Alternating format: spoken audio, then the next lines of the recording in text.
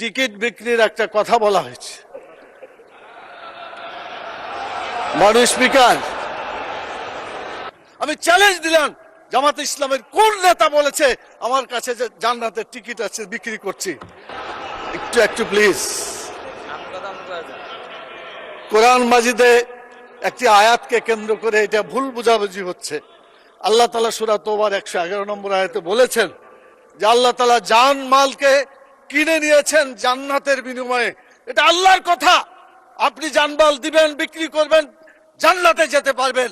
জানমাল আল্লাহর পথে দিবেন না, আপনার কপালে জান্নাত হবে না। এটা আল্লাহর কথা, এটা মানুষের কথা না। আমি চ্যালেঞ্জ দিলাম, জামাত ইসলামের কোন নেতা বলেছে আমার কাছে যে জান্নাতের টিকিট আছে বিক্রি করছি? মাননীয় প্রধানমন্ত্রীকে জবাব দিতে হবে কেন তিনি এটা বলছেন।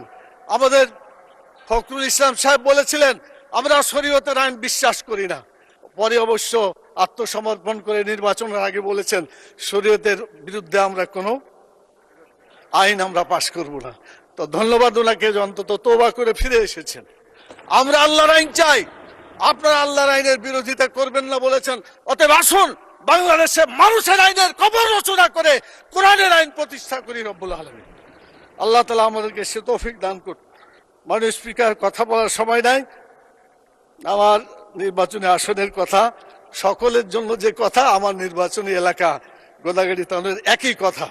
মাননীয় স্পিকার, আমি কথা শেষ করতে চাই এভাবে যে আমাদের দেশে বড় বড় আলেম আছে, তাদের ব্যাপারে এআই কে কেন্দ্র করে ওষুধ বিক্রি করার একটা অ্যাডভার্টাইজ দেখা যায়।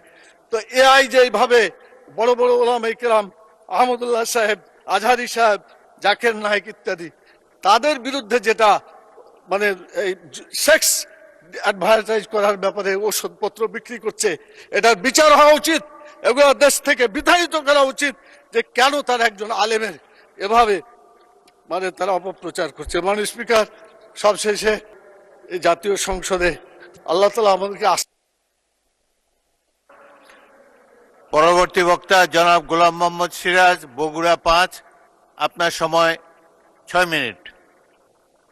এখনো পয়েন্ট অফ অর্ডার হবে না। জিএম সিরাজ। আমি 6 মিনিটের বক্তব্য রাখতে পারবো না মাননীয় স্পিকার। আমি 6 মিনিট বক্তব্য রাখতে পারবো না। আপনি চালান না, দেখি কি স্পিড আপনার। চালাবো, আমাকে আরো 6 মিনিট দিতে হবে মাননীয় স্পিকার।